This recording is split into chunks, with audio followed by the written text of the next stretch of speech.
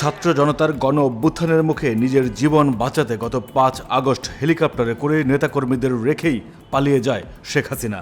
তার দেশ ত্যাগের পর থেকে পলাতক আছেন পুলিশের বেশ কয়েকজন ঊর্ধ্বতন কর্মকর্তা।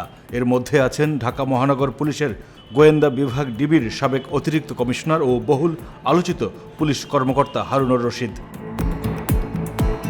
হারুন নামটি দারুণ। আলোচনা সমালোচনার মোড়কে মোড়ানো হারুন শেষবারের মতো আলোচনায় আসেন জুলাইয়ের শেষ সপ্তাহে বৈষম্য বিরোধী ছাত্র আন্দোলনের ৬ সমন্বয়ককে জোর করে তুলে নিয়ে বাধ্য করে আন্দোলন প্রত্যাহারের বিবৃতি দিতে। সমন্বয়কদের সাথে এক টেবিলে বসে খাবার খাইয়ে সেই ছবি ছড়িয়ে দেন সামাজিক যোগাযোগ মাধ্যমে। সর্বশক্তি প্রয়োগ করেও শেষ অবধি দমাতে পারেনি আন্দোলন। স্বৈরাচার সরকার পতনের পর লুকিয়ে পালিয়েও শেষ রক্ষা হয়নি তার। প্রশ্ন উঠেছে, তবে কোথায় আছেন হারুন, কি করছেন তিনি? সমালোচনার মুখে ১ আগস্ট হারুনকে গোয়েন্দা শাখার দায়িত্ব থেকে সরিয়ে ডিএমপির ক্রাইম অ্যান্ড অপারেশন শাখায় পদায়ন করা হয়।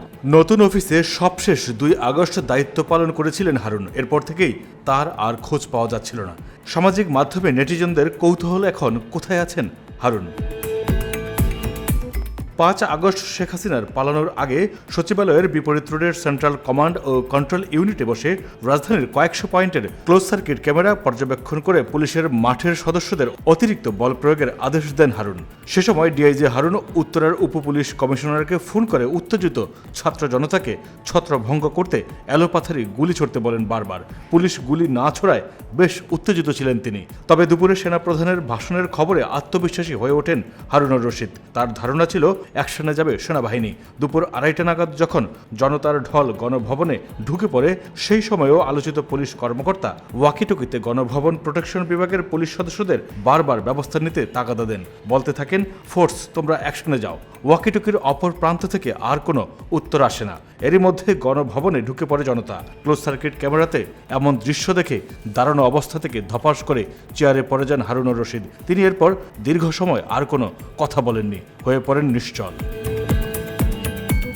বিভিন্ন সূত্র বলছে, সরকার পতনের পর গা ঢাকা দিয়েছেন হারুন। নিজের বাসা এমনকি আত্মীয়স্বজন কারো বাসাতেই নেই তিনি।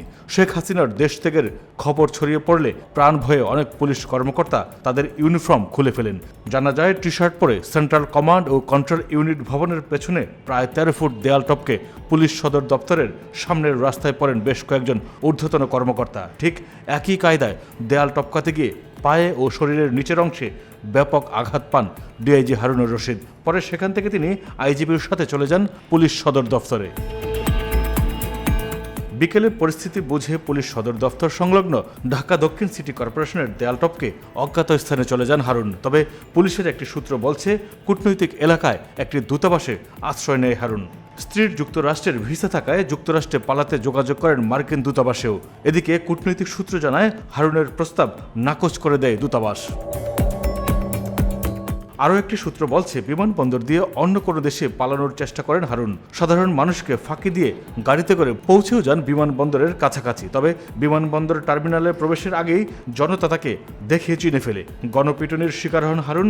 সেই ছবিতে হাত জোর করে জীবন ভিক্ষা চাইতেও দেখা যায় তাকে।